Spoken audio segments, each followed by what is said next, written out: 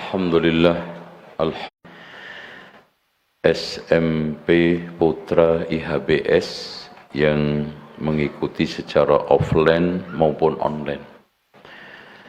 Yang online semoga tetap fokus, yang offline sebentar lagi akan bisa menjemput anak putranya insyaallah.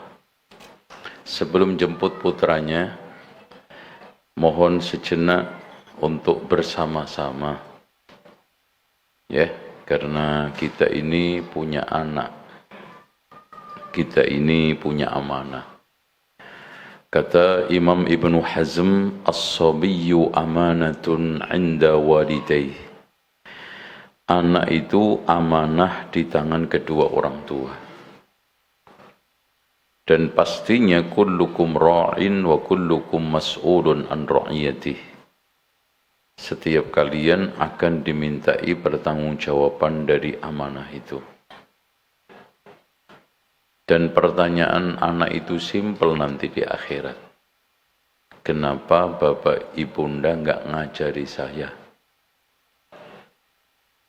Makanya laki-laki itu kewajibannya qu anfusakum wa ahlikum nara. Istri kewajibannya apa? Loh, nggak ngerti. Anak udah mau lulus lagi. Kewajiban istri apa, Bu? Masak emang? Enggak. Kewajiban ibu-ibu apa? Kepada anak. Nah, inilah yang kita bahas. Kewajiban ibu kepada anak itu secara teknis lebih besar daripada ayah. Ya. Yaitu al-ummu madrasatun, ibu itu sekolah. Jadi sebelum kita itu bicara pondok pesantren, sebelum kita itu bicara sekolah favorit, rumah kita ini sudah belum menjadi sekolah favorit buat anak-anak kita. Makanya di sini kita akan bahas bersama-sama. Saya juga belajar, Bapak Ibu juga belajar. Enggak ada yang paling, tetapi yang ada adalah saling. Karena pada akhirnya watawasau bil haqqi, saling memberi wasiat. Secara dasar tujuan laki-laki menikah apa, Pak? Enggak ngerti juga. Tujuan perempuan menikah bubar. Bahkan perlindungan yang dicari itu sampai akhirat. Qu anfusakum tadi. Makanya laki mencari ketenangan, perempuan mencari perlindungan. Pas banget itu.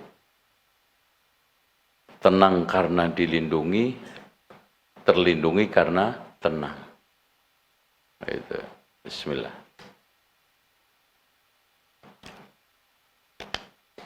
Nah, di antara sekian dasar pendidikan adalah tauhid. Karena tauhid ini adalah dasar untuk menunai karakter perilaku positif. Pikiran yang positif, perilaku yang positif itu muncul dari keyakinan yang positif.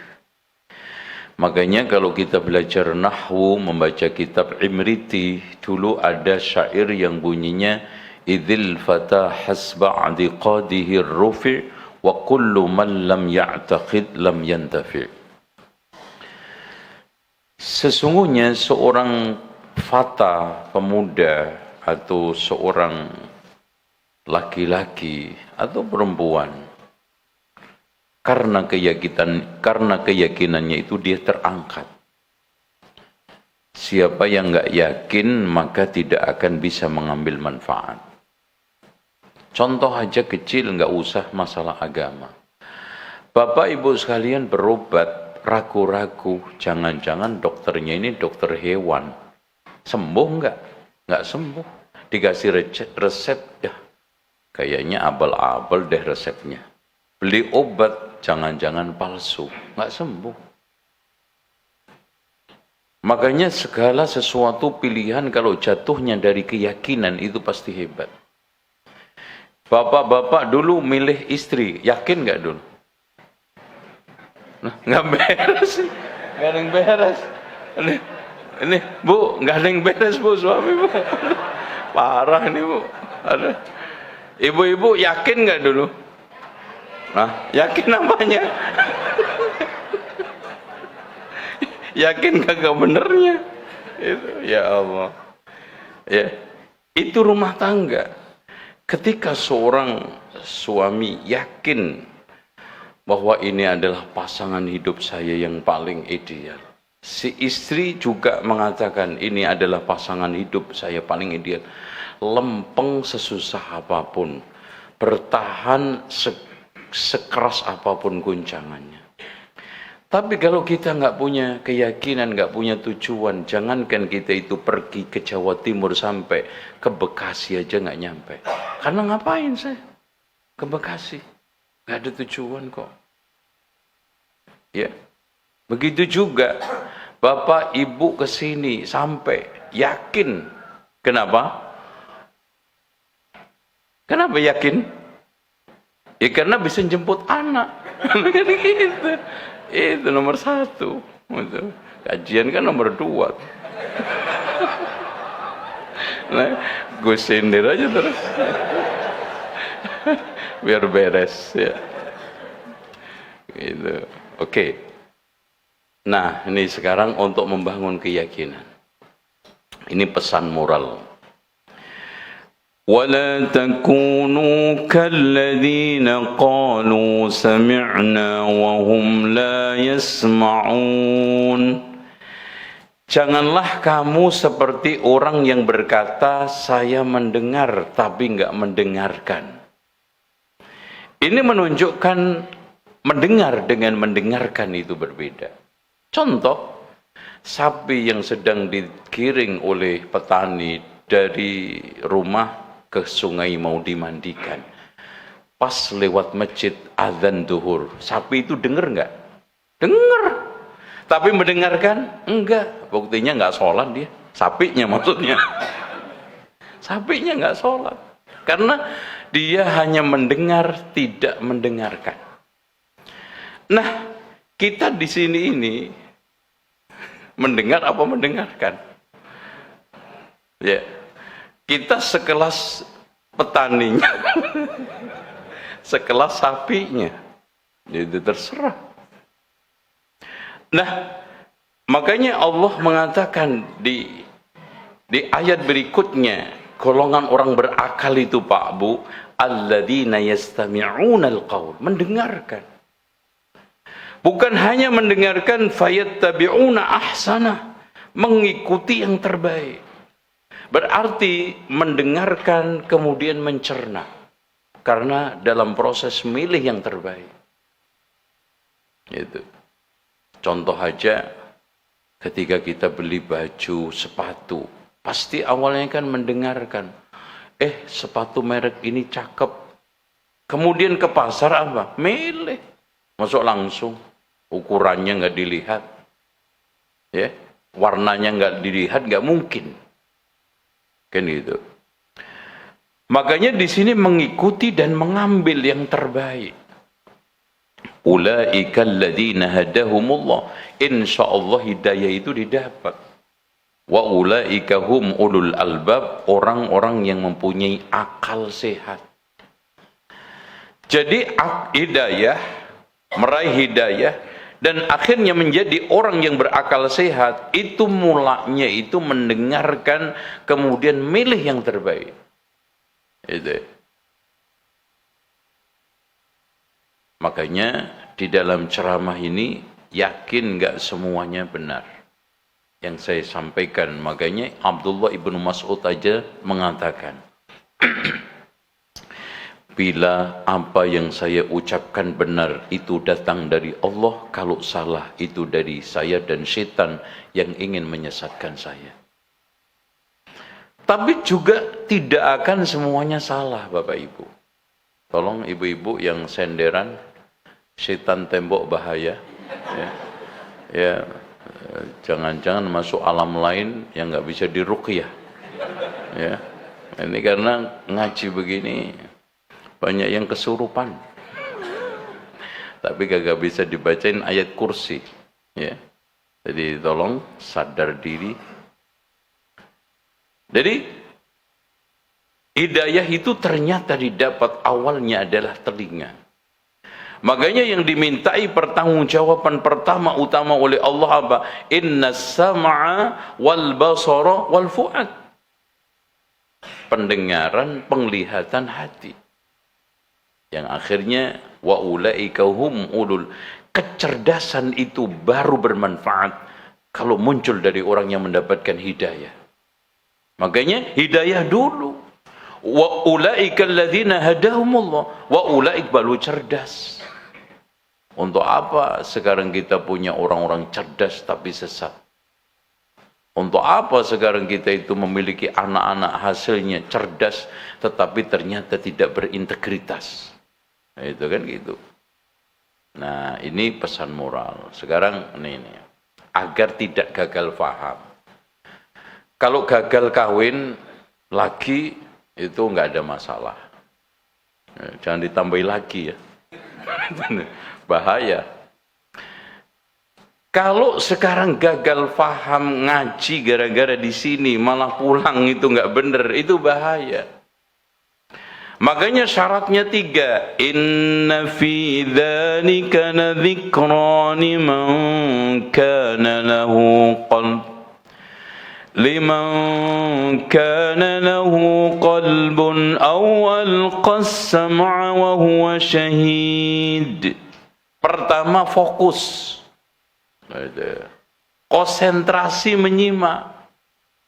Itu dzikra liman kana qalbun. Apa qalbun itu? Fokus, konsentrasi menyimak.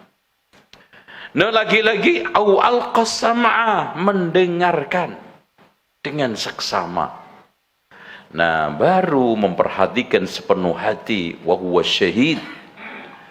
Jadi ada itu jasmaninya, rohaninya, hatinya, pikirannya semua ada. Jangan tubuhnya di masjid IHBS tapi pikirannya di mana, Mbak? Di TSM umpamanya. Terus apa lagi? Di Bangladesh. Itu sampingnya kan ada Bangladesh tuh. Itu. Terus apa lagi? Repot. Campur aduk otaknya, nyaringnya itu nggak benar. Bagaimana kita itu mau nyaring apa itu kelapa, pengen dapat santan, di situ ada tir, ada oli nyampur. Jadi apa Pak? Dapat itu enak. Kita apa namanya santan nggak bisa. Di sini campur aduk nggak karu-karuan. Makanya fokus mendengarkan, memperhatikan sepenuh hati. Qalbun al-qassam'a wa huwa syahid. Oke, sekarang nih. Motivasi mendidik anak Bapak Ibu sekalian. Motivasi utama pertama adalah ya ayyuhalladzina amanu qu anfusakum wa ahlikum nara. Itu. Ya suami anfusakum diri kita, ahlikum suami ini istri anak. Itu ya. Kalau ibu-ibu saya tanya nih. Mudah-mudahan jujur jawabnya. Ya, sebentar. Ya Bu ya, jujur ya Bu ya. Sebentar. Kalau ibu pulang dari mall, dari pasar, anak tidur jam 11. Jam 11.50 menit.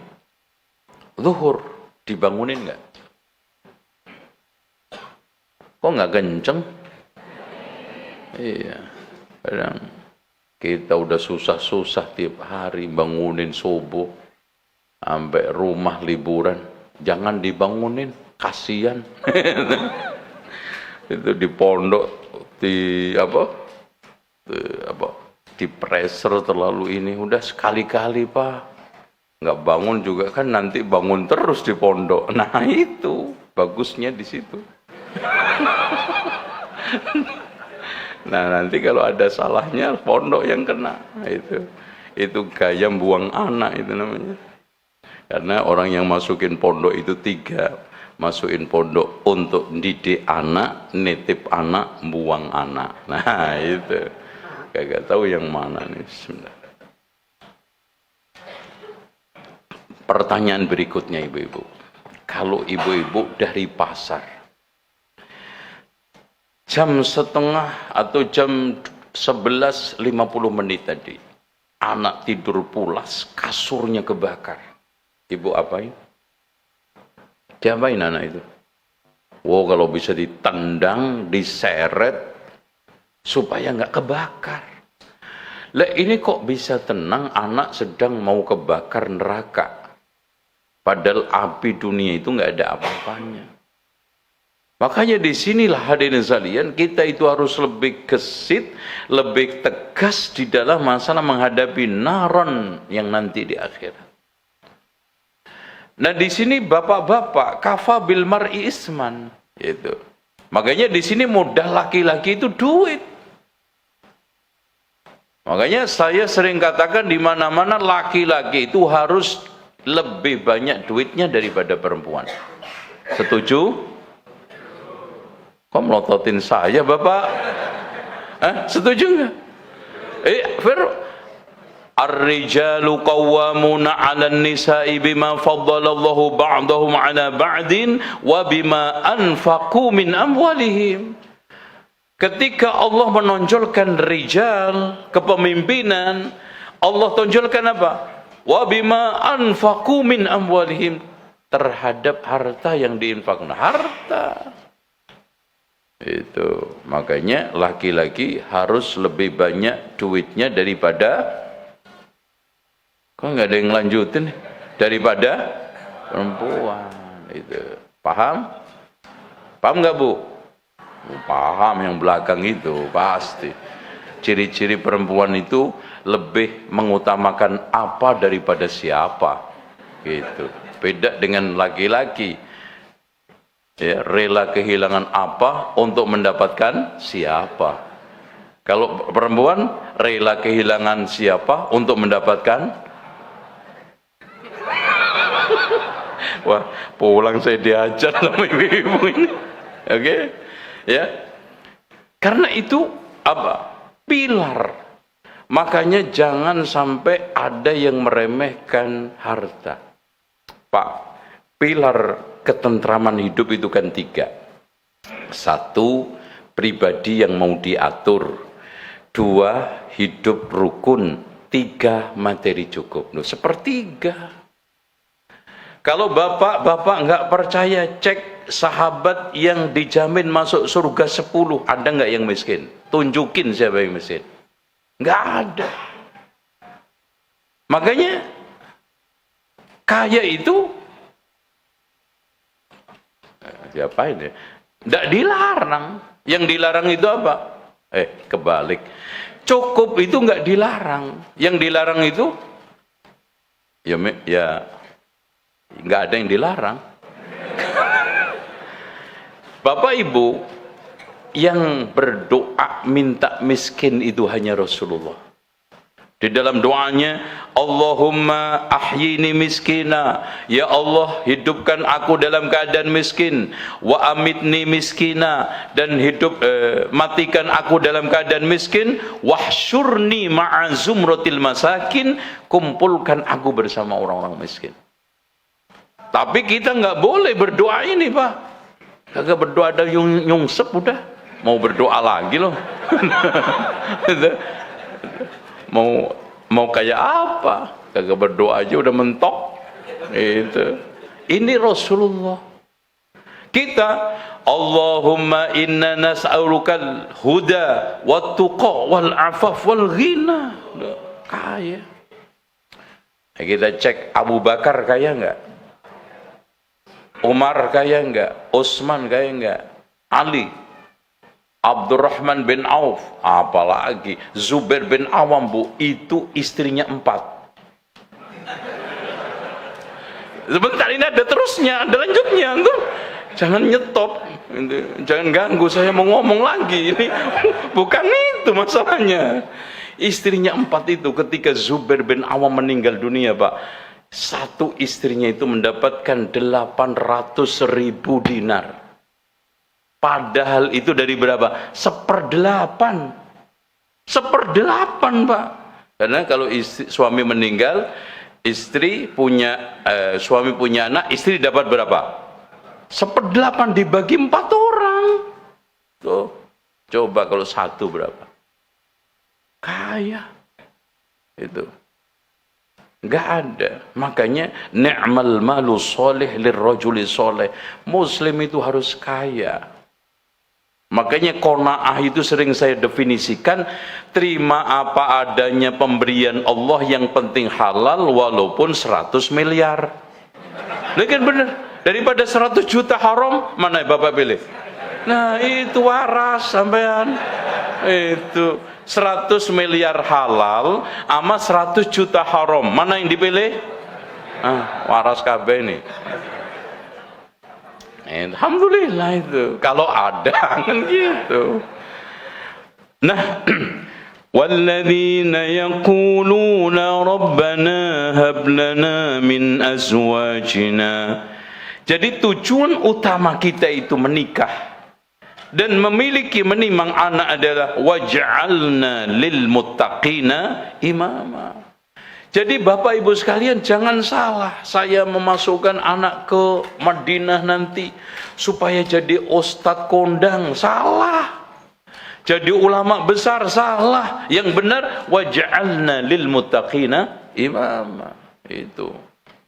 Ya ulama ada yang Pak, kalau ulama ada yang jelek enggak? Ada. Kalau ustadz ada yang jelek enggak? Kalau muttaqin ada yang enggak yang jelek? Enggak ada. Semua orang muttaqin pasti. Makanya dzalikal kitabu la raiba fihi hudan lil muttaqin. Bukan hudan lil ulama, hudan lil ustadz enggak, lil muttaqin. Oke, next sekarang. Nah ini fitrah tiap anak. Jadi subhanallah, anak itu semuanya punya fitrah mengenal Allah. Makanya kalau ditanya Allah itu 1 apa 2, secara alamiah dia akan menangkap fenomena alam ini 1. Ya, coba ketika matahari berputar. Coba bayangin Pak, matahari itu gedenya berapa Bu? Besarannya? Lulus nggak dulu IPA-nya? IPS ya? Berapa besarannya? Guru mana? Geografi mana? Itu apa namanya? Pelajaran apa itu? Besarannya berapa? Coba sebesar itu Allah putar dalam bentangan berapa miliar kilometer dalam 24 jam. 24 jam, Pak. Antum bayangin nggak?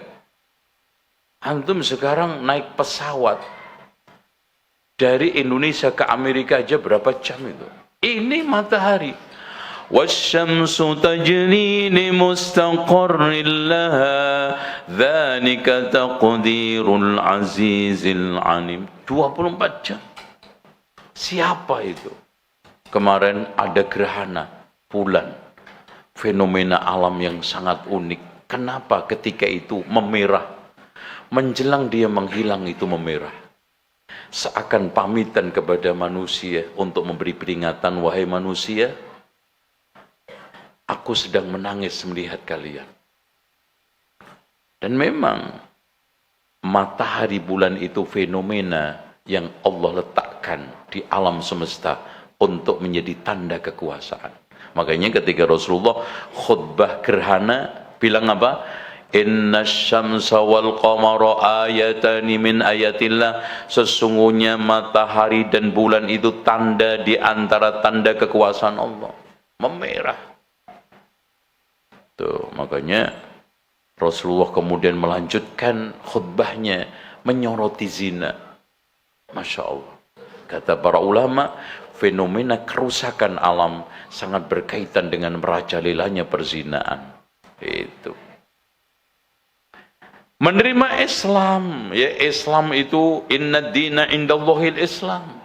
Ya. Terus fitrah menolak syirik dan maksiat. Makanya Rasulullah bersabda, "Ma min mauludin illa yuladu 'alal fitrah." Tidaklah ada anak yang terlahir melainkan terlahir dalam keadaan fitrah. Apa? Fitrah mengenal Allah, fitrah menerima Islam, fitrah menolak penyimpangan-penyimpangan. Pak, lihat aja anak umur 3 tahun aja untuk berbuat bohong. Gak bisa. Nanti bilangin ya, ibu nggak ada, karena ada yang nagih kredit. Mama, katanya, ma ada yang datang, ada itu, nggak bisa diajak bohong. Anak umur 3 tahun, udah didoktrin. Nanti bilangin, mama nggak ada, ya? Iya bu, iya keluar. Mama ada orang, subhanallah. Fitrah, jujur. Bahkan pertanyaan-pertanyaan yang kadang menohok, menyentil kita sebagai orang tua, berangkat dari fitrah, bukan karena dia atur-atur orang, dia atur-atur gurunya. Nanti kamu kritik orang tua kamu kalau makan dengan tangan kiri, kamu marahin nanti orang tua kamu kalau nggak sholat. Enggak, fitrah keluar. Next, nah ini lingkungan pembelajaran. Nah, kalau kita itu ingin Bapak Ibu sekalian menjadikan rumah kita itu sekolahan, yang namanya sekolah itu ada kurikulumnya. Terus ada proses pembelajaran. Gurunya siapa? Orang tua. Ketika makan, itu adalah kelas pembelajaran. Ketika saat tidur, itu adalah kelas pembelajaran. Ketika anak kita ajak ke mall, ke pasar, itu adalah kelas pembelajaran. Nah, kalau masuk mall, baca la ilaha illallah wahdahu la syarikalah lahul mulku wal hamdu wa ala kulli syai'in qadir. Nah, kalau sekarang mau ngaji, baca doa bismika Allahumma amutu wa ahya. Tidur sampai iya, itu salah yang ngajarin kan itu. Diajari, Pak. Jadi makanya Rasulullah itu kenapa nggak punya kelas, media pembelajarannya pun sangat-sangat primitif, tapi berhasil di dalam pembelajarannya. Karena Rasulullah sanggup menjadikan semua arena adalah tempat kelas untuk belajar. Nah, produknya makanya pembelajaran yang bermakna. Ketika ngajak, ini nanti kan diajak ke rumah makan kan anaknya kan, diajak nggak? Ada bisik-bisiknya gitu sih. Diawasi, anak kok makan dengan tangan kiri, tegur. Jangan cuma, ini kamu diajari Ustadz apa sih? Jangan, tegur. Loh, anak itu Pak, kita ajari berkali-kali, masih. Ya namanya proses pendidikan itu menumbuhkan, ibaratnya menumbuhkan pohon. Masa langsung ada buahnya pohon? Pohon apa nanam langsung berbuah? Ya. Kalau siapa yang sekarang ini menanam langsung buah, ke pasar aja enak. Gitu. Pasti di sini menunggu batangnya supaya gede, tangkainya supaya kokoh, daun-daunnya supaya mereka nanti mengeluarkan buah. Tidak semua juga kadang-kadang ada keluar bunganya harus berbuah. Ternyata ada yang rontok. Tapi proses pembelajaran terus. Makanya kata Abu Hamid Al-Ghazali, pembelajaran itu seperti petani. Supaya mendapatkan produk yang baik harus pandai-pandai menyiangin rumputnya, menghilangkan onak durihnya, supaya tanamannya nggak terganggu. Makanya itu disebut dengan pembelajaran bermakna. Artinya apa? Ada hasilnya. Makanya guru dituntut, orang tua itu guru efektif, guru efisien. Apa itu efisien efektif? Saya umpamakan seperti lampu. Lampu ini wattnya berapa? Ini dulu Pak, kita punya lampu-lampu yang kuning itu 15 watt. Itu Masya Allah kadang menerangi tempat 3x3 itu udah nggak jelas. Tapi sekarang 10 watt aja sudah ukuran 10x10 terang. Artinya modalnya sedikit, hasilnya banyak. Itu efektif, efisien. Efisien, modalnya sedikit, efektif, sinarnya kuat. Begitu juga pembelajaran. Hanya sekedar kita ajak jalan-jalan ke pasar. Tapi Masya Allah pembelajaran di pasar banyak nih. Kalau sama orang nawarnya jangan gitu, ya, yang sopan. Udah, sana tawar yang baik. Terus kemudian kalau minta kembalian, terus di pasar, ini waktu sholat, ayo sholat dulu. Itu semuanya pembelajaran, Pak. Jangan dianggap belajar itu cuma di HBS, belajar itu cuma di kelas. Makanya di sini juga pembelajaran itu bukan hanya sekedar anak-anak diajak di kelas ngadep proyektor atau TV dan papan tulis lalu membuka buku. Bahkan di semua arena termasuk Sabtu Ahad bersosialisasi sama anak, ini pembelajaran. Makanya dulu ada wali murid usul, Ustadz ke saya dulu, kalau Sabtu Ahad enaknya kan dipulangnya Ustadz, di sini nggak ngapa-ngapain tuh, lihat, nggak ngapa-ngapain. Karena memang nggak ada kelas. Tapi Pak, antum lihat, anak-anak yang ketemu dengan temannya, cengkrama, ngobrol, itu hanya Sabtu Ahad. Senin, Selasa, Rabu, Kamis, Jumat, tahu nggak Pak? Anak Bapak, itu kayak wong edan. Ya, bangun jam 4. Setengah 4 udah dibangunin. Langsung wudu, nggak ngerti. Itu kadang kopiah temannya dibawa, itu sarung temannya dikempit. Ya, kadang-kadang buka keran, ternyata bukan keran itu yang dibuka karena masih ngantuk. Itu masuk masjid, dibangunin, suruh baca, nanti habis sholat ada baca dzikir pagi, habis itu setoran, istirahat untuk makan, habis makan masuk lagi. Jadi mulai jam 7 ya, jam 7 sampai duhur, istirahat makan, nanti masuk lagi sampai asar, ada waktu untuk main-main, nanti makan, masuk lagi sampai jam 8:30. Kapan dia itu harus ngobrol? Kapan harus ketemu? Apakah kita biarkan anak kita nggak kenal bahwa temannya sekelas yang samping bangkunya itu anak dari Papua, nggak kenal? Ini dari Sulawesi, ini dari Sumatera. Sabtu Ahad.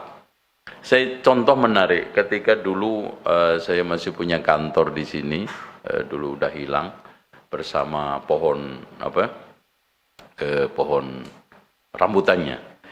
Ada anak tengkar di sini, Bu. Ini di anak SMP, malam-malam saya lagi nulis buku. Rame, teriak-teriak. Akhirnya saya keluar. Ada apa, Dek? Ini Ustaz, nyolot ini anak. Ntar dulu, saya tanya kenapa. Iya Ustaz, habis dia ngotot. Kan saya bilang, mana yang lebih penting, listrik apa lilin? Coba. Dia ngotot, katanya lilin. Coba kalau kagak ada listrik, lilin, kalau sudah ada listrik kagak berfungsi kan? Ya kan Ustaz? Itu. Ntar dulu kan gitu. Terus argumen kamu apa? Ngomong lilin lebih penting. Ustadz, kalau kalau listrik mati, sekarang nggak ada lilin, coba tengkar itu. Penting kan?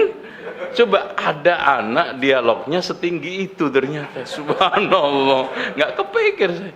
Udah, kamu bagus dua-duanya, ya. Subhanallah. Makanya akhirnya saya biarkan. Maksudnya dalam konteks ini anak sedang bertumbuh. Kapan itu? Malam Ahad. Itu kan gitu. Kenapa? Anak itu Pak, kalau di sini jam 9, Senin, Selasa, Rabu, Kamis, Jumat, itu tumbang. Udah nggak ada waktu. Ya, Senin, Selasa, Rabu, Kamis. Itu Masya Allah. Masjid, kelas, lapangan, outing. Makanya kita coba pembelajaran yang sifatnya sosialisasi.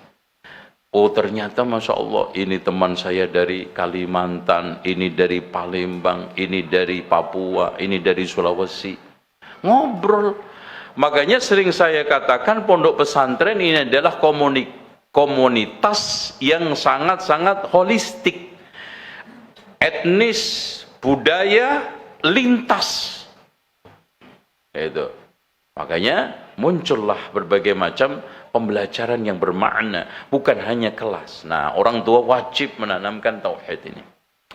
Orang tua lembaga utama dan pertama proses awal mendidik agama, terutama tauhid. Itu hanya sekedar ngingetin, jangan lupa ujian ini minta kepada Allah. No, itu. Jadi mengkaitkan anak kepada Allah dalam setiap masalah itu tauhid, Pak, Bu. Orang tua memiliki tanggung jawab besar dalam mendidik agama, terutama tauhid anak-anak. Besarnya tanggung jawab pendidikan harus didukung dengan keilmuan pendidikan, terutama ilmu tauhid. Makanya harus belajar, menimba ilmu. Jadi kalau kita ingin mendapatkan anak-anak yang hebat, anak-anak yang berintegritas, berkualitas, orang tua juga sama, Pak, Bu. Anak itu fotokopi orang tua. Gitu. Masa sekarang ini fotokopinya tintanya hitam, keluarnya hijau? Itu berarti sulapan dong ini. Kalau tinta kita itu hitam, pasti keluar warna hitam. Kalau tintanya itu hijau, pasti keluar hijau. Anak itu fotokopi orang tua.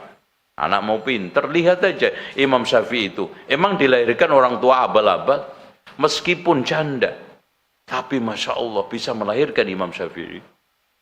Meskipun yatim piatu bisa melahirkan Imam Ibnu Taimiyah. Karena apa? Pendidikan. Ya nggak usah jauh-jauh, Pak. Muhammad Nasir, Muhammad Hatta, Soekarno, Agus Salim itu belajar di sekolah waktu kemerdekaan atau penjajahan. Sekolah zaman penjajahan apa kemerdekaan? Nah, kenapa mereka berhasil? Ternyata pendidikannya. Agus Salim itu belajar 9 bahasa itu di rumah kok, Pak. Coba. Agus Salim itu nggak punya ijazah. Kan dia itu besar di Jeddah. Karena bapaknya Salim itu jadi duta besar Belanda di Jeddah. Dia tumbuh besar di sana. Berinteraksi dengan siapa aja, dia ambil bahasanya. Makanya sampai orang Belanda geleng-geleng kepala ketika terjadi kumpul di Indonesia, di Jakarta, dikoreksi bahasa Belandanya sama Agus Salim. Oh coba, harusnya kan orang Belanda ngoreksi, ini enggak. Nah itu, pendidikan, Pak. Makanya IHBS menuju ke sana. Makanya kita enggak bisa mengelak sekarang dunia global. Makanya sekarang penempatannya anak-anak itu Ma'had Ali, yang pondok Ma'had Ali itu apa itu? Ma'had Ali yang pasca SMA yang kita beasiswa itu, sekarang pengabdiannya sudah kita letakkan di Jepang. Loh kan hebat itu. Pengabdian jadi imam masjid di Jepang. Oh Masya Allah. Nanti di Jerman, nanti di Portugal, minimal Purwokerto, Tegal. Portugal itu, Purwokerto, Tegal. Nah, perusak tauhid. Yang merusak tauhid ini satu kebodohan. Makanya orang bodoh itu tauhidnya nggak bakal benar. Yang kedua kesombongan. Sombong tidak mau menerima kebenaran. Makanya Rasulullah ketika mendefinisikan sombong adalah batarul haq wa ghamdun nas. Kedengkian, Pak, Bu, orang Yahudi Bani Israel itu nggak mau menerima kebenaran Rasulullah karena dengki. Kenapa yang jadi nabi bukan turunan Ishak tapi Ismail? Itu kan gitu. Keempat, mengikuti hawa nafsu dan perasaan. Nah, ada sebagian orang beragama itu ala baper, bawa perasaan. Ya, perasaan saya mah udah bener. Perasaan ternyata setelah belajar dikoreksi. Perasaan saya sholat mah udah bagus nih. Perasaan saya didik anak juga, aduh saya itu juga perasaan saya nggak kurang-kurang, Pak, nyuruh anak sholat. No, perasaan. Ternyata setelah diukur dengan ilmu pendidikan, Anda kurang maksimal di dalam mendidik anak, membimbing, mengarahkan anak. Makanya dalam masalah konteks sholat, sampai Allah mengajarkan kita doa, Rabbi, ya, Rabbi habli min ladunka dzurriyyatan thayyibah. Dzurriyyatan thayyibah itu apa, Pak? Thayyib itu nyenengin dunia akhirat. Qurrata ayun tadi itu. Rabbi ij'alni muqimas salati wa min dzurriyyati. Ya Allah, jadikanlah kami penegak sholat dan anak cucu saya. Utamanya di sholat. poros kompas utama yang menggiring kehidupan kita itu Bapak Ibu harusnya sholat. Makanya kalau bisnis kita berbasis sholat, usaha kita berbasis sholat, pendidikan anak kita berbasis sholat, sukses. Jangan basisnya itu duit. Nanti akhirnya dapat duit, wah loncat-loncat, nggak dapat duit, stres. Sholat. Aku bisnis ini yang penting sholat saya lancar. Aku untung ini supaya sholat saya kuat. Jadi kan sholat. Saya sekarang usaha sukses, bisnis saya alhamdulillah lancar. Ya Allah pikiran saya anak supaya nanti soleh, solihah, tegak sholatnya. Itu namanya berbasis sholat. 5. Fanatis terhadap ajaran nenek moyang. Ini yang menghancurkan berbagai macam ajaran. Karena apa? Fanatis terhadap budaya. Fanatis terhadap tradisi. Bukan kita anti budaya, anti tradisi. Tapi enggak semua budaya, enggak semua tradisi itu cocok. Ya kalau semua tradisi budaya kita bebankan ke agama. Agama berapa beban Pak meledak nanti.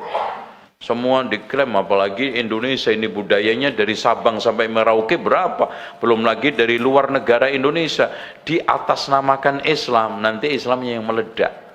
Makanya ada yang cocok, ada yang tidak cocok dipakai, tidak kita letakkan. 6. Mengedepankan logika akal-akalan tok. Yang tadi. 7. Terlena dengan kenikmatan dunia. Sampai akhirnya mengorbankan berbagai macam prinsip keyakinan. 8. Pergaulan yang tidak mendidik. Itu banyak anak-anak yang sesat, anak-anak yang sekarang menyimpang gara-gara pergaulan. Ada yang bergaul dengan orang-orang ateis, menjadi ateis. Bergaul dengan orang-orang sekuler, jadi sekuler. Bergaul dengan orang liberal, liberal. Makanya beasiswa atau siapa aja yang keluar negeri ini kita kontrol, kita kawal supaya nanti ketika mungkin di Jerman masih bersama-sama teman-teman Jerman mengaji. Itu kan ada di sana. Itu kita bahkan ada kajian rutin setiap Sabtu online. Nanti kalau sekarang ke Prancis ikut Prancis mengaji, biar dikawal Pak anak-anak kita. Karena tempat-tempat itu tidak serta-merta pasti akan memajukan anak-anak kita. Pasti akan baik buat anak-anak kita. Sementara kita itu menginginkan dari pendidikan itu ada outcome. Makanya kita tetap mengawal. Walaupun dia ini sudah alumni. Oke. Ini. Mengamalkan hadis lemah dan palsu. Gara-gara hadis palsu juga orang itu bisa menyimpang. Itu. Contoh. Orang haji pakai hadis man hajja walam yazur qabri faqad jafani. Siapa yang haji tidak ziarah kuburanku maka telah menjauhi aku. Hadis palsu. Ya. Contoh lagi al-badinjanu dawaun min kulli adwiyah. Terong adalah obat dari segala obat. Wah, ini cocok untuk warung Padang. Karena terong yang dikasih sambal itu apa namanya? Balado terong paling enak. Nah ini hadisnya. Hadis palsu itu. Hubbul waton minal iman. Hadis palsu. Banyak hadis palsu. 10. Mencibirkan pengikut kebenaran. Nah gimana bisa jadi benar orang yang benar aja direndahkan, dilecehkan. Nah kultus kepada tokoh panutan. Ini juga bahaya. Dicium, nyium tangannya Kiai sampai infeksi, ya dibulak balik. Ini nggak boleh. Nyium aja nggak apa-apa, tapi jangan sampai kultus. Nah, nih sekarang konsep tauhid ini. Merawat keyakinan tauhid hampir mirip dengan merawat komputer. Bapak ketika sekarang punya HP, kadang-kadang aplikasinya berantakan, perlu nggak dirawat? Perlu. Itu perlu ditata lagi.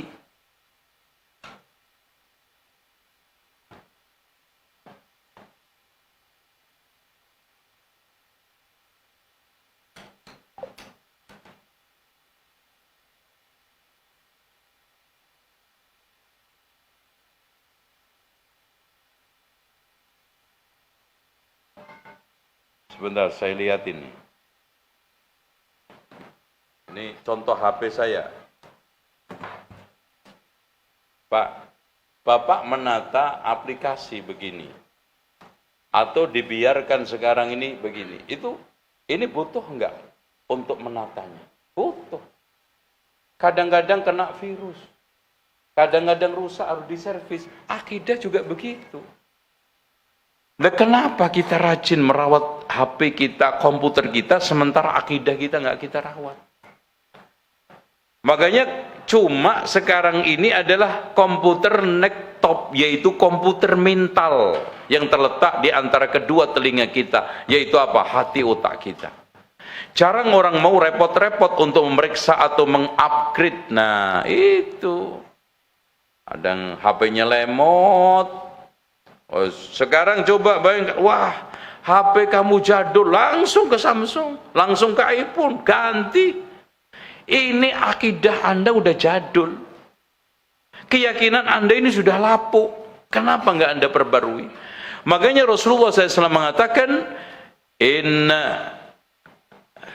Innal imana la yakhlaqu fi jawfi ahadikum kama yakhlaqu thawb. Sesungguhnya iman kalian itu bisa lapuk seperti lapuknya batik dari kain kita, Pak. Ya, ada baju yang dulu bagus ini. Tapi sekarang bagus nggak? Ya kan, kalau nggak mau uji nggak boleh pulang. Ya. Lama-lama luntur, batik hilang. Kenapa? Karena nggak dirawat. Coba kalau baju bapak yang mahal itu rajin kita laundry, bahkan laundrynya itu laundry. Itu, ya. Awet. Teman kita itu kadang-kadang males untuk mengupgrade sistem operasi komputer nektop itu, mental akidah kita. Akhirnya rusak. Itu. Walhasil, Masya Allah. Nih, prinsip dasar pendidikan tauhid ini, Pak. Ini anak kita harus kita kenalkan ini, ya. Mengenalkan segala yang dicintai Allah. Nih, sedekah ini dicintai Allah. Nah, ini sama orang tua yang sopan, yang santun, dicintai Allah. Itu pokoknya nomor utama pertama, bagaimana anak itu kita kenalkan apa yang dicintai oleh Allah di sekitar kita. Nggak usah jauh-jauh, nggak usah jihad ke Palestina, ngapain? Nyampe sono juga mati, karena nggak bisa bawa senjata.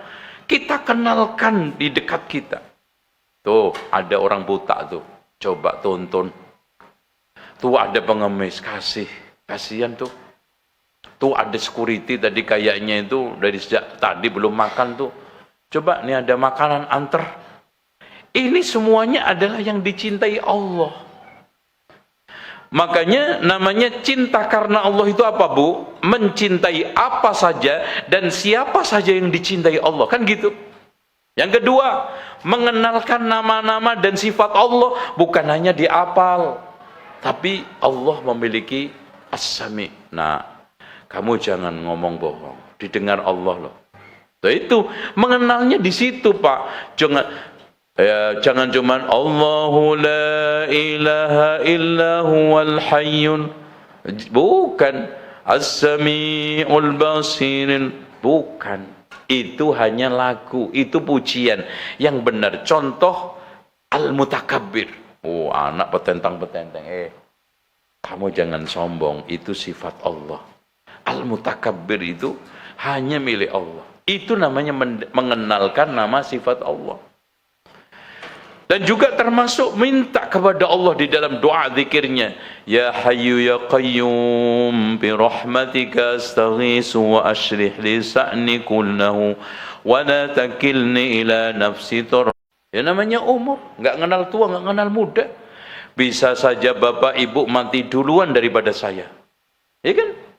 Atau bisa saja saya lebih akhir daripada bapak ibu. Ini benar kan, Pak? Iya bener, mic-nya di tangan saya. Oke. Nah nih, sekarang marilah renungkan nasihat Luqman Hakim nih. Wa laqad atayna Luqman al-hikmata an ishkur lillah وَمَنْ يَشْكُرُ فَإِنَّمَا يَشْكُرُ لِنَفْسِهِ. Berarti pertama anak ini harus kita didik untuk bersyukur. Sekecil apapun itu nikmat. Karena dari modal syukur ini ternyata kebaikan itu banyak hadir Bapak Ibu. Bukan hanya sabar, syukur. Tuh, masa segini cuman uang jajan. Didik, alhamdulillah kamu. Coba anak-anak Palestina yang cacat sekarang. Coba anak-anak Palestina nggak bisa makan. Bersyukur kamu, alhamdulillah. Bapak, ibu, umi, abi sehat aja kamu bersyukur. Tanamkan itu. Karena kata para ulama, berapa banyak nikmat-nikmat itu hilang, kembali lagi karena bersyukur. Waman kafara, yaitu kufrun ni'mah. Itu kita tanamkan terus ya. Terus berikutnya. Jam berapa Pak selesai? Oh dikit lagi. Tenang aja Pak ya, insyaallah. Boleh jemput kok ya. وَإِذْ قَالَ لُقْمَانُ لِابْنِهِ وَهُوَ يَعِظُهُ يَا بُنَيَّ لَا تُشْرِكْ بِاللَّهِ إِنَّ الشِّرْكَ لَظُلْمٌ عَظِيمٌ. Kenapa Pak? Syirik itu zalim. Bapak Ibu, syirik itu apa? Zalim itu apa? Meletakkan sesuatu tidak pada tempatnya. Kenapa syirik itu zalim? Bahkan paling besar, karena meletakkan ibadah yang awalnya di Allah, diletakkan di makhluk. Awalnya di Khalik, dikasihkan makhluk. Zalim gak itu? Zalim. Ibarat gini loh Pak.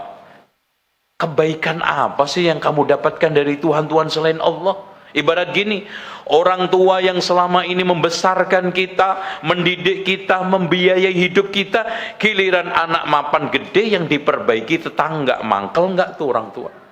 Sama. Loh kenapa? Saya menciptakan sendirian, memberi rezeki sendirian, menghidupkan, matikan sendirian, mengatur alam sendirian, giliran ibadah berduaan. Enak aja. Loh kan gitu syirik itu logikanya, sederhananya. Makanya ketika Allah itu menciptakan sendirian dan ibadah itu sebagai bentuk balas jasa atas ciptaan dan karunia Allah, harusnya saya sendirian di dalam memberi rezeki, sendirian dong di dalam sembah menyembah. Kok berdua jadinya? Enak aja. Wong saya yang susah nyekolahin anak, kok sekarang tetangga ikut-ikutan seneng? Mana? Yang terima tuh, itu logika syirik di situ Pak. Makanya Allah katakan inna syirka ladzulmun adzim. Tuh. Makanya anak dididik itu karena kagak ada faedah kebaikan banyak kalau anak kita itu nyirik. Bahkan bahayanya syirik digambarkan oleh Allah, wa may yusyrik billahi faka'annama kharra minas sama. Barang siapa yang menyekutukan Allah itu seperti terjun bebas dari atas langit, disambar burung, dihempas angin ke dalam jurang paling dalam. Mutar enggak? Hancur enggak? Rusak enggak? Enggak mungkin enggak. Tuh bahayanya syirik. Nih sekarang وَوَصَّيْنَا الْإِنسَانَ بِوَالِدَيْهِ حَمَلَتْهُ أُمُّهُ. Masya Allah. Nih mulai diingatkan. Setelah diingatkan jasa Allah, jasa orang tua, karena dua-duanya punya sebab. Kalau Allah sebab terciptanya kita, orang tua sebab wujudnya kita. Oh tuh, Masya Allah. Lo emang ada kalau nggak ada orang tua? Diingetin. Emang lo sekarang bisa ada kalau Allah tidak menciptakan kamu? Allah sebagai sebab terciptanya kita, orang tua sebagai sebab wujudnya lahirnya kita di dunia. Masya Allah. Dan itu yang diingatkan siapa? Bukan bapak, tapi ibu. Makanya ketika diingatkan ibumu berapa? 3 kali. Bapakmu berapa? Itu, makanya jangan mentang-mentang lo laki. Sekali tok. Kenapa? Karena memang jasa ibu itu 3. Hamil, lahir, nyusui. Orang tua bikin tok. Nah, nyadar nggak? Bikin tok. Makanya jangan petentang-petenteng. Giliran nasab diambil. Pinnya siapa? Muhammad bin Parto, gitu. Bukan Muhammad bin Fatimah, enggak. Yang susah siapa? Loh itu Pak. Makanya sama istri itu jangan,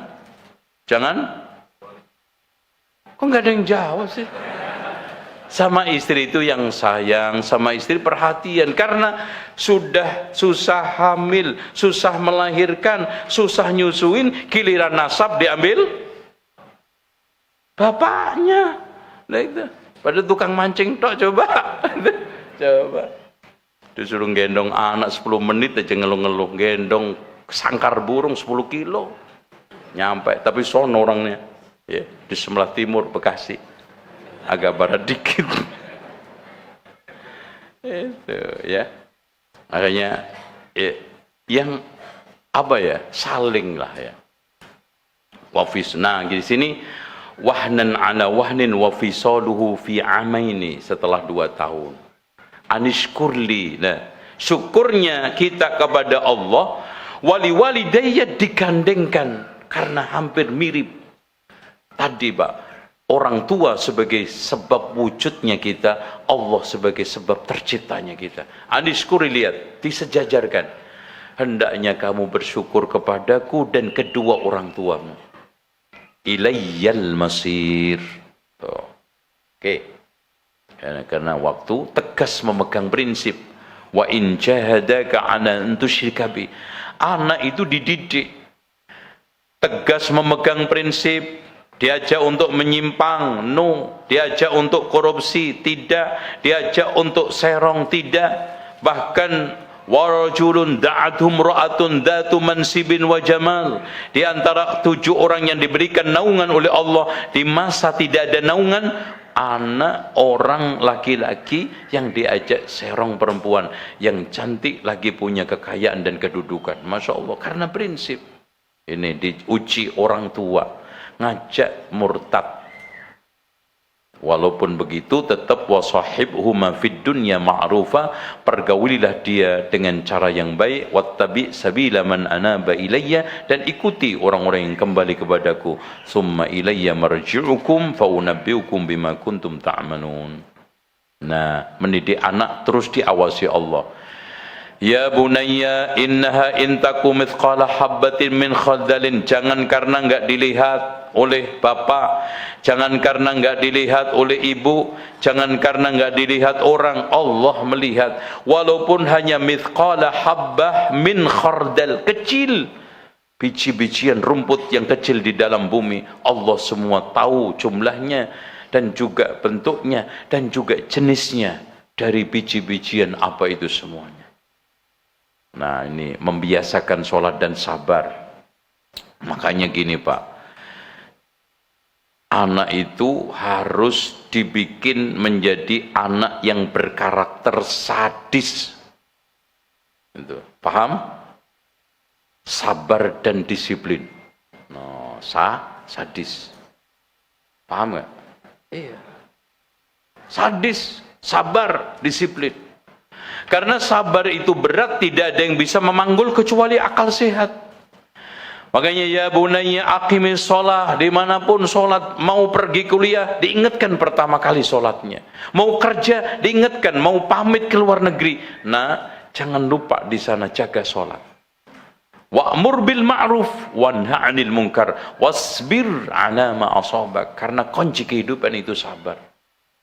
Sabar itu enggak ada batasnya, enggak ada ujiannya, enggak ada batasnya. Ujiannya enggak ada jenisnya. Semuanya harus siap.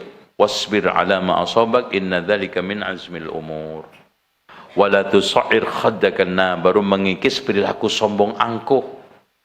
Wala tamshi fil ardi maraha innallaha la yuhibbul muslimin. Menanamkan rendah hati. Waqsid fi masyik waghdud min sautik inna ankaral aswati la sautul hamir. Kenapa Allah tekankan kepada anak remaja seperti ini? Karena rata-rata anak-anak SMP apalagi paling tidak enak didengar ketawanya, teriak-teriaknya paling nggak enak ya. Makanya Pak, ritme punya anak itu, anak umur 0 sampai 5 nyenengin, 5 sampai 12 ngeseli, 12 sampai 17 nyusai. Gitu. Contoh aja, anak umur 3-2 tahun, Masya Allah, nangis aja seneng. Bahkan ada orang tua kalau lama nggak dengar tangisan anaknya yang umur 2 tahun, kangen. Coba anak SMP Pak, ketawa aja ngeselin. Ngesel, ngapa lu ketawa kayak keledai aja lu, diem lu. Tawa ngikik banget, berisik. Ngeseli, ketawa aja ngeseli. Betul. Tapi kalau bayi senyum apalagi senang, nangis aja senang. Itu makanya sama anak 0 sampai 5 tahun perlakukan seperti raja.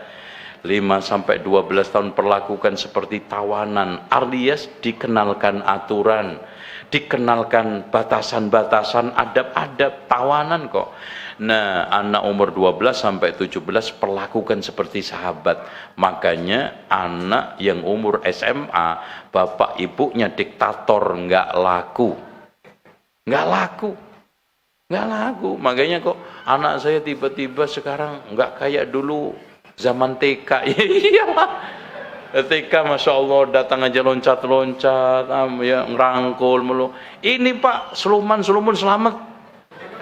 Datang nggak ngomong, pergi nggak ngomong. Ya Allah, ini makin jauh terasanya, bukan jauh, makin mandiri. Ketika kita tidak bersahabat, makin kehilangan arah, makin senjang, makin kering. Makanya tadi ada anak last minute, kurang beberapa hari masuk kampus, berubah total jurusannya dan kampusnya gara-gara temannya. Itu makanya ngarahkan jurusan anak juga jangan memaksakan, jangan harus dibimbing. Ya kalau memang pilihan dia seperti itu silakan. Oh enggak harus kok anaknya tentara jadi tentara, anaknya ustadz jadi ustadz, anaknya dokter jadi dokter. Ya, yang penting anak ustadz jadi orang, kan gitu. Nah, ini proses terakhir menanam tauhid ini. Proses senantiasa mendoktrin dan menanamkan ketauhidan dan pentingnya ibadah ini anak kepada Allah. Nah, caranya kisah dakwah para nabi dalam mendakwahkan tauhid itu, makanya qasasul anbiya itu dipelajari supaya ada selipan-selipan pesan moral lewat cerita, karena cerita itu akan lebih merasuk. Talqin kalimah la ilaha illallah Muhammadur Rasulullah, di mana Allah, terus ditanamkan itu. 3, menanamkan rukun iman, rukun Islam sejak dini. 4, jangan biarkan pikiran anak terbiasa dengan kesyirikan. Contoh kadang-kadang bergantung kepada manusia. Makanya Bu, kenapa kita itu ruqyah, minta ruqyah itu nggak boleh. Karena ini padahal sah-sah saja. Kenapa dimakruhkan? Bahkan di antara orang yang dijanjikan masuk surga tanpa hisab adalah tidak meminta ruqyah. Karena apa? Hilangnya kebergantungan dia kepada Allah, tawakal dia kepada Allah. Tanamkan urgensi dan esensi tauhid. Ini kalau ada waktu sebetulnya ini. Nah, 6, biasakan anak bergantung kepada Allah pada setiap kesulitan dan permasalahan. Mau ujian, sholat yang rajin, berdoa, tahajud, minta kepada Allah. Dia ngadepin masalah, udah kerja di kantor, nah sekarang serahkan kepada Allah, minta sama Allah dikuatkan, tahajud yang rajin, gitu caranya. Insya Allah ketauhidan anak itu akan berproses dengan baik. Demikian, syukran jazila. Allahumma salli wa sallim wa barik ala nabiyyina Muhammad. Subhanaka Allahumma wa bihamdika asyhadu an la ilaha illa anta astaghfiruka wa atubu ilaik. Wa sallallahu ala Muhammadin wa ala ali Muhammad walhamdulillahi rabbil alamin. Wassalamualaikum warahmatullahi wabarakatuh. Demikian, silakan Bapak Ibu sekalian pulang nggak apa-apa. Ya, silakan. Karena nggak ada pertanyaan maka nggak perlu dijawab.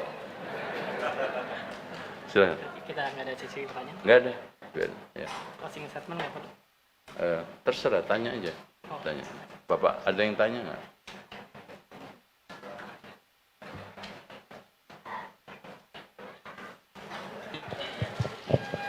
Baik, kami ucapkan terima kasih kepada Ustaz Zainal Abidin Hafizahullah Ta'ala atas materi yang telah disampaikan.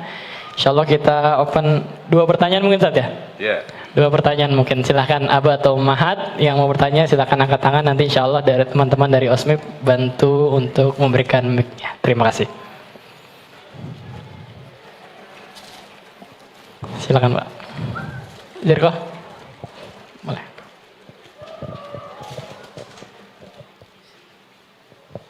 Ada? Baik, syukran Pak. Assalamualaikum warahmatullahi wabarakatuh. Ustadz, tadi Ustadz sampaikan tentang ajarkan anak bersyukur. Nah ini kadang saya sendiri juga bersyukur itu sebatas mana sih? Apa cukup bilang alhamdulillah saja gitu Ustadz? Sebenarnya syukur itu seperti apa Ustadz, bersyukur itu? Syukuran Ustadz.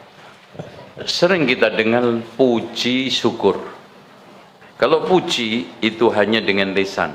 Kalau syukur itu dengan 3. Hati mengakui bahwa nikmat itu hanya milik Allah dan datang dari Allah. Lisan mengucapkan alhamdulillah. Tindakan mengalokasikan nikmat itu semuanya di jalan yang diridhoi Allah. Contoh, saya punya mobil. Ya Allah, alhamdulillah saya bisa beli mobil karenamu. Rizki bukan karena kecerdasan saya, bukan karena kampus saya, jurusan saya, tapi dari karuniamu ya Allah. Kemudian alhamdulillah. Nah, mobil ini Masya Allah buat antar jemput anak sekolah, buat untuk ngaji, buat untuk ngantri nenek ke rumah sakit, buat untuk ngantri janda. Boleh nggak? Boleh, iya, ya, boleh. Janda 82, ya, jangan 28. Gitu. Ya, tapi dua-duanya ujian. 82 ujian kesabaran, 28 ujian keikhlasan. Jangan sampai antum punya kendaraan sial. Kata Rasulullah, kalau ada di Islam masih sial itu 3: istri, rumah, kendaraan. Maksudnya sial, cocok nggak cocok gitu loh Pak. Kan ada kan? Antum dulu ketika menikah, ini anak tanya sama bapak-bapak. Ketika nikah dulu ada nggak beberapa tawaran? 1, 2, ada kan? Ah, ini srek, ini nggak srek. Rumah juga gitu. Ketika bapak mau beli rumah ke suatu komplek, survei, rasanya nggak enak nih. Ya, masuk rumah, aduh, kayaknya nah, nolak udah. Tapi ini Masya Allah enak, nyaman, masuk rumah plong. Padahal ini rumah buat orang lain cocok, buktinya ada yang beli. Nah, yang ketiga kendaraan. Kayaknya ada kendaraan dipakai orang itu celaka terus, nobrok terus. Saya bawa aman tuh. Tuh, begitu juga. Makanya istri sial karena nggak solihah, kendaraan sial karena nggak digunakan ibadah. Terus rumah sial tidak dipakai untuk zikir, baca Al-Quran dan untuk salat ibadah itu. Makanya inna syaitana yafirru minal baiti alladhi tuqra fi suratul Baqarah. Setan itu akan lari dari rumah yang dibacakan surat Al-Baqarah, karena awal yang datang setan bukan malaikat rahmat. Gitu ya. Itu Pak ya. Nah, pertanyaan signifikan tadi, syukur secara teknis. Ya, antum berusaha untuk terus bagaimana taat kepada Allah dengan melaksanakan perintah, dengan menjauhi larangan. Kalau harta itu buat untuk penguat gitu loh.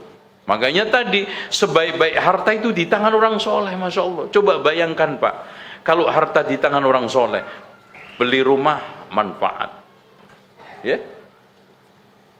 Terus kemudian untuk sekolah anak dicariin yang anak saya supaya akidahnya, akhlaknya bagus. Masya Allah. Gitu. Makanya nggak ada ruginya, nggak ada salahnya jadi orang kaya. Makanya wal yakhshal ladzina law taraku min khalfihim dzurriyyatan dhi'afa. Anak cucu lemah itu kata Imam Al-Baghawi lemah dalam masalah materi. Makanya hendaknya kalian itu khawatir meninggalkan anak-anak lemah materi sehingga nanti menjadi beban orang lain. Itu. Makanya Sa'ad bin Abi Waqqas itu Pak, kaya raya, anaknya perempuan cuma satu. Menjelang sakit parah, takut mati, ya Rasulullah saya berwasiat harta saya 2/3, jangan. Separuh jangan. Fasulus, 1/3 itu banyak. Kamu meninggalkan anak cucu kamu berkecukupan, tidak minta-minta menjadi beban orang, itu lebih baik. Loh kan? Itu. Paham? Itu cuma kalau kaya jangan lupa daratan gitu loh. Kaya tetap sholat, kaya tetap soleh, kaya tetap sayang sama istri. Paham nggak? Paham nggak? Itu. Ya, kaya jangan kawin lagi, itu. Paham nggak? Kok meringis sampai gitu. Kalau kawin jangan ngomong-ngomong gitu. Itu. Yang penting minta maaf daripada minta izin. Itu. Ini ngelantur Ustaz. Ada lagi yang tanya? Satu lagi tanya. Silakan satu lagi, Abah Mahat. Boleh. Ya ibunya, silakan ibu-ibu. Dari umat Delapan, apa? Silakan. Ya.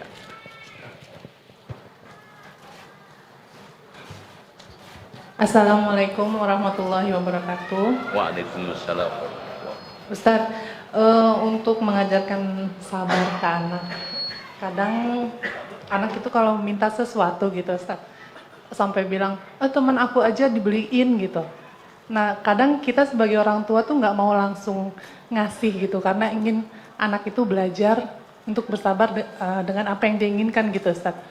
Nah cara menyikapi anak yang akhirnya ngambek gitu, karena alasannya teman aku aja dibeliin gitu, itu bagaimana ya Ustadz? Assalamualaikum. Ibu-ibu pernah ada rilis, ya ini versi mereka dan ini juga bukan ukuran dan kita hanya menyampaikan.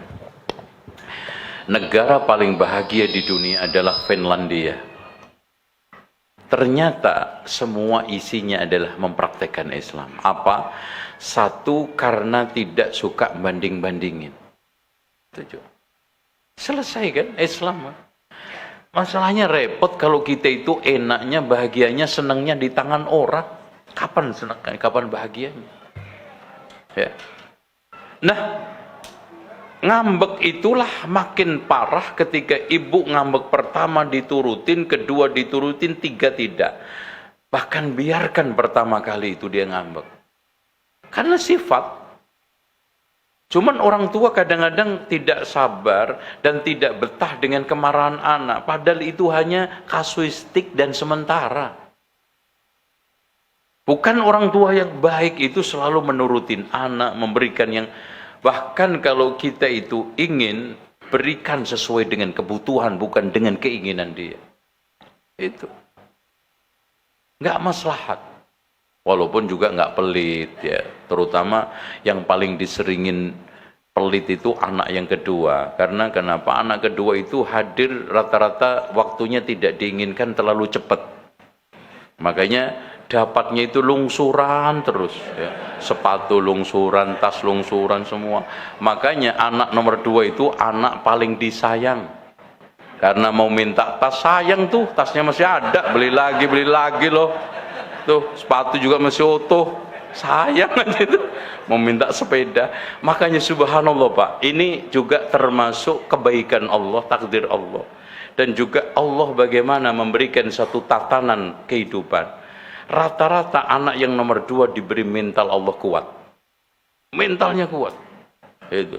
Makanya suami-suami yang tidak terlalu ini jangan kawin sama anak nomor 2, bahaya, dilindes sampai iya, karena biasanya tegas, terus sportif. Makanya lihat aja, anak-anak yang berani merantau itu anak-anak yang nomor 2. Nomor 1 terlalu disayang, nomor 2, nomor akhir terlalu dimanja, repot. Itu makanya yang cenderung lincah itu kedua, ketiga. Itu makanya makin banyak makin barokah. Gitu kan, gitu. Jadi ibu-ibu ketika sekarang mendapati permintaan bacak butuh tidak, bukan ingin nggak anak itu. Satu, latih sederhana. Apa dulu kan pola daripada gaya, pentingkan kebutuhan daripada keinginan, itu sederhana.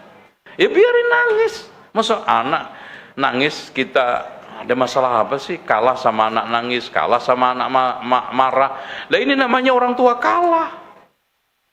Dan itu kasuistik sementara, Pak. Emang ada, Bu, anak yang ngambek sampai 5 tahun? Enggak.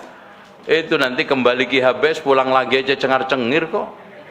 Cuman kita ibanya, perasaannya, bapernya, nggak enaknya itu yang ke bawah. Makanya lihat butuh nggak. Kalau nggak butuh, tolak dengan baik. Dan nanti kita kasih tip. Jadi di antara tip menghadapi anak, jangan terlalu memaksakan kita itu, anak itu harus sesuai dengan kita. Dua, jangan selalu terbawa perasaan anak itu akan begini-begini masa depannya. Biarkan anak itu mandiri, berbeda dengan kita. Jangan selalu risau dengan kondisi masa depan dan berbagai macam keinginan anak. Udah itu. Kalau bapak itu kepikiran terus ya, anak saya nanti jadi apa? Aduh, nah anak-anak saya nanti jangan-jangan marah sama saya, nggak sayang sama saya. Nah ini repot, Pak. Sampai mati, sampean itu nanti akan stres sendiri gara-gara anak. Biarkan anak itu memilih cara hidup, asalkan tidak melanggar syariat.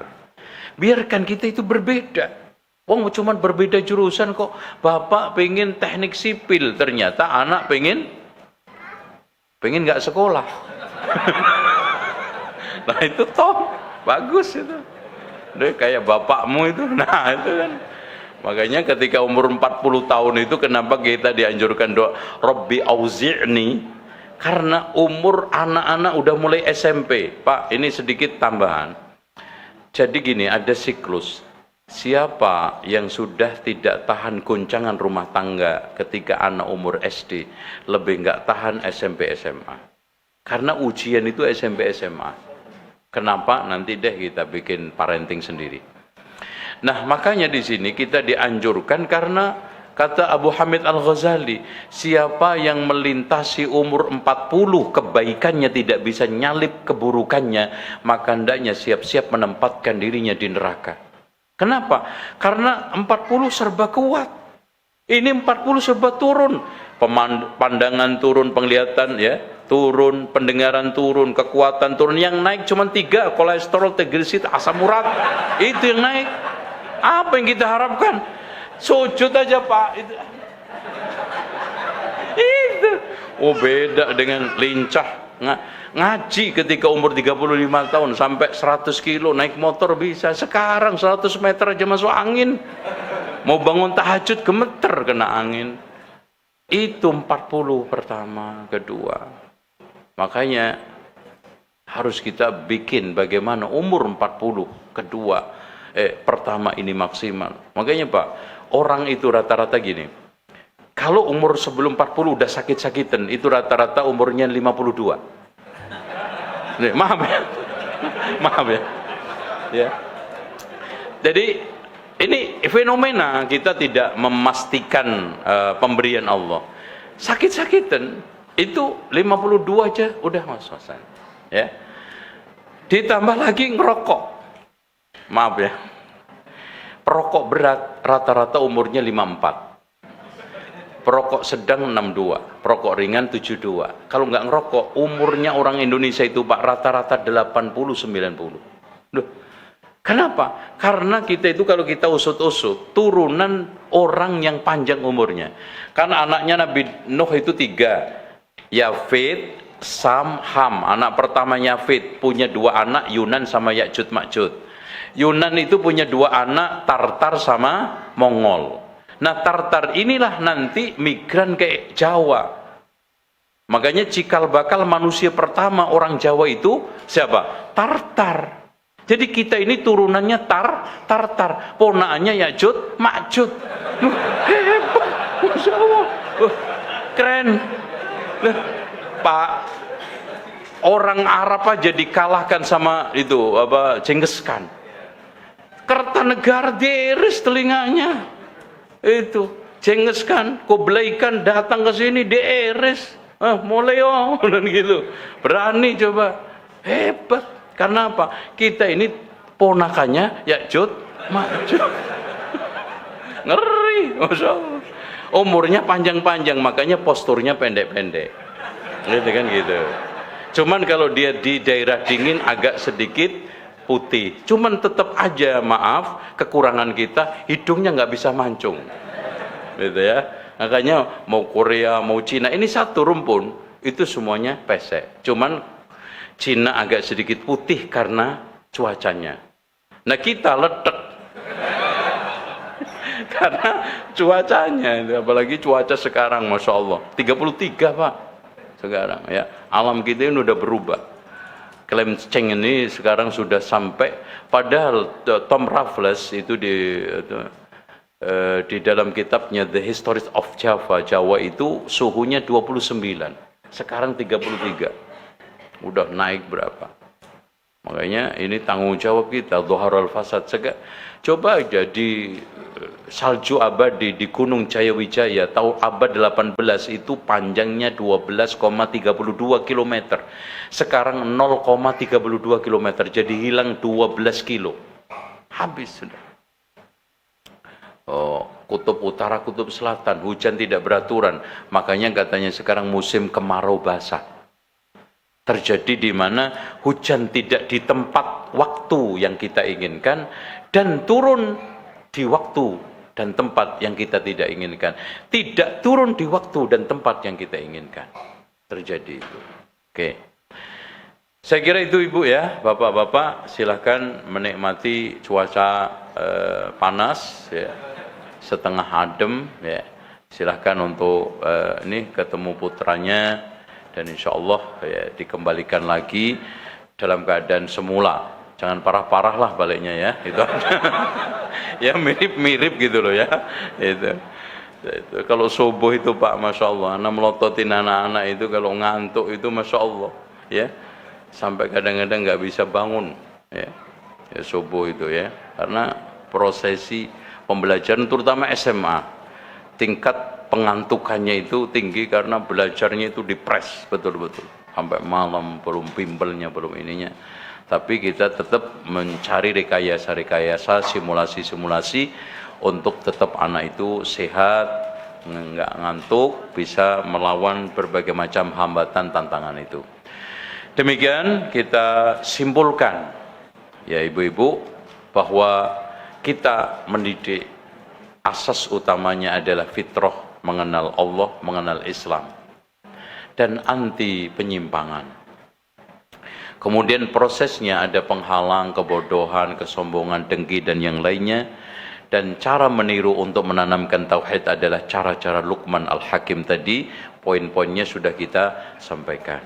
Dan closingnya, proses pendidikan tauhid adalah doktrinasi, menanamkan ada figur-figur yang kita bisa ciplak, figur-figur yang kita bisa tiru, yaitu para rasul, para nabi, terutama Rasulullah, sahabat, dan khairun nas, mereka yang hidup pada generasi terbaik. Demikian, wassalamualaikum warahmatullahi wabarakatuh.